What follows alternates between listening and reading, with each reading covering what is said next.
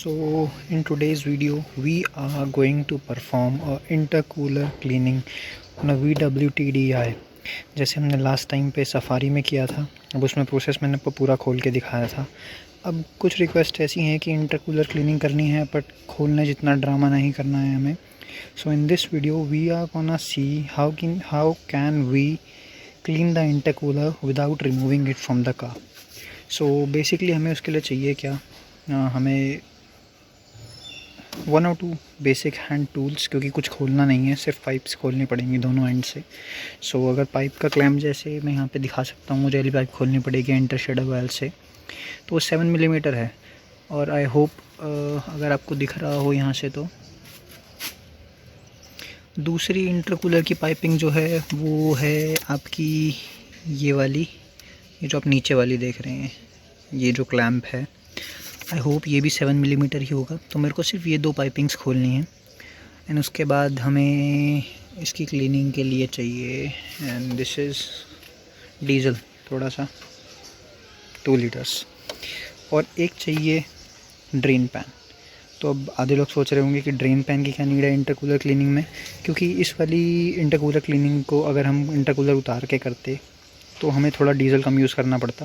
But अभी diesel बहुत सारा है तो वेस्ट ना हो, इसलिए हम इस डीजल को बाद में किसी पार्ट्स को क्लीन करने के लिए यूज़ कर सकते हैं, तो हम इसे स्टोर कर लेंगे वापस।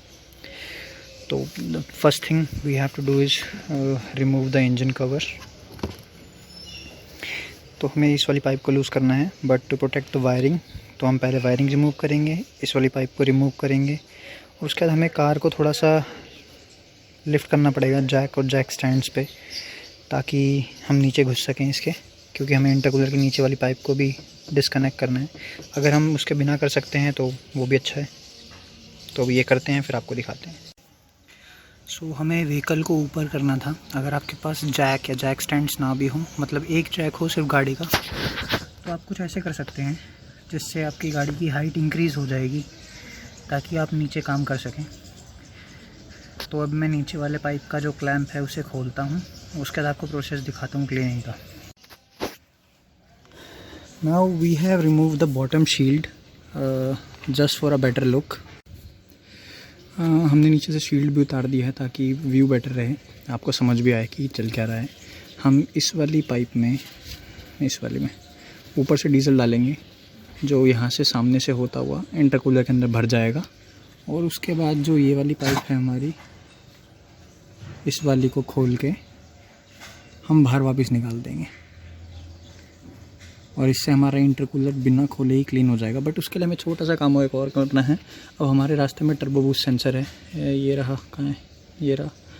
2 T25 स्क्रूज़ होंगे इसके ऊपर, हमें इसे खोलना है और इसे भी क्लीन कर ही देंगे। अब जैसे कि हम देख सकते हैं कि हमने ये पाइप डिस्कनेक्ट कर दिया है। अब नेक्स्ट चीज़ हमें ये करनी है, अब इस पाइप को हम अगर ऐसे ऊपर नीचे मूव करेंगे तो इसका टूटने के चांसेस हैं। मतलब इतना ब्रिटल नहीं है पर इतना इजीली होगा नहीं, तो हमें इसे थोड़ा सा ऊपर भी मूव करना है, हमें थोड़ा ऊपर नीचे भी मूव करना है ड्रेन करते टाइम। तो हम इसका ये जो क्लैम्प की लोकेशन है इसे सिर्फ थोड़ा सा लूज़ कर देंगे, ताकि हम इसे थोड़ा ट्विस्ट कर सकें, क्योंकि अगर हम इसमें ऐसे डीजल भरेंगे तो साथ साथ निकलता ही रहेगा, उसके अंदर भरा रहेगा ही नहीं, तो उसकी कोई एडवांटेज नहीं होगी। तो इसको लूज़ करते हैं, फिर दिखाते हैं। नाउ वी कैन सी कि हमने ये ऊपर से पाइप रिमूव कर दिया है, और मैं नीचे से दिखा देता हूँ। मैंने नीचे से रिमूव करके उसका मुंह ऊपर कर दिया है। मैं थोड़ा जल्दी बोल रहा हूँ क्योंकि बैकग्राउंड में किसी नेबर ने म्यूज़िक चला रखा है, पता नहीं कॉपीराइट इशू आ जाएगा वीडियो पे 1 मिनट से पहले। सो अब हमें सिर्फ डीजल डालना है और काम ख़त्म। एंड टिल द टाइम हम फिर 10-15 मिनट के लिए डीजल को इंटरकूलर के अंदर ही रहने देंगे, एंड उसके बाद हम फिर हमारे ड्रेन पैन को क्लीन कर लेंगे प्रॉपरली, और उसके बाद ये देखेंगे कि जो डीजल की कलर है उसमें कितना चेंज आता है, तो उससे हमें ये पता लग जाएगा कि हमारे इंटरकूलर के अंदर कितना ऑयल था और कितना नहीं। सो अब हमने ड्रेन करना स्टार्ट कर दिया है। अभी कार लेवल है इसलिए आपको पूरा ड्रेन होता दिख नहीं रहा है। मैं इस वाली साइड से कार को थोड़ा सा लिफ्ट करूँगा तो इस तरफ से सारा डीजल बाहर आ जाएगा। तो मैं भी करता हूँ, उसके बाद आपको दिखाता हूँ। जहाँ तक मेरे को यहीं से देख के पता लग रहा है डिस्कलरेशन अच्छी खासी है डीजल में। सो हमारा इंटरकूलर गंदा तो था।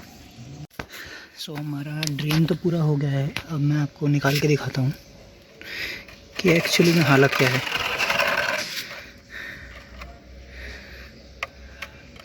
ऐसे समझ नहीं आएगा, मैं इसे वापस बॉटल में डाल रहा हूँ, फिर आपको दिखाता हूँ।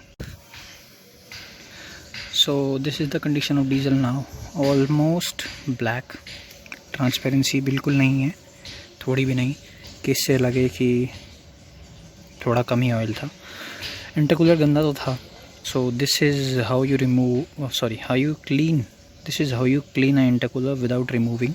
अगर आप चाहें तो you can go for one more shot, same diesel आप दोबारा डाल सकते हैं क्लीनिंग के लिए। which I'm gonna do it once again, and this is intercooler cleaning with proof कि कितना नीड होता है। समवेयर अराउंड 65,000 किलोमीटर्स के आसपास हमें इंटरकूलर क्लीनिंग करनी होती है।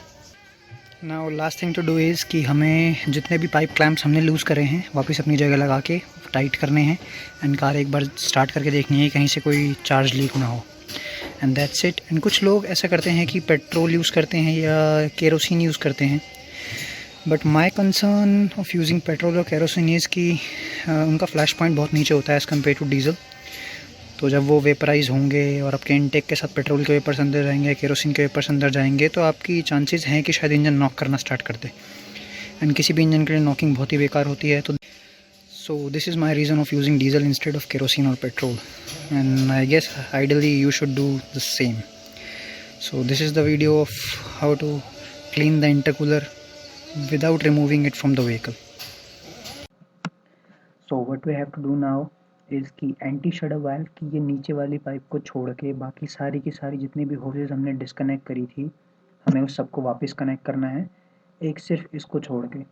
और उसके बाद हम कार स्टार्ट करके एक दो बार उसे रेस देंगे बहुत अच्छे से, ताकि जितना भी एक्सेस डीजल है वो सारा हम यहाँ से बाहर निकाल सकें।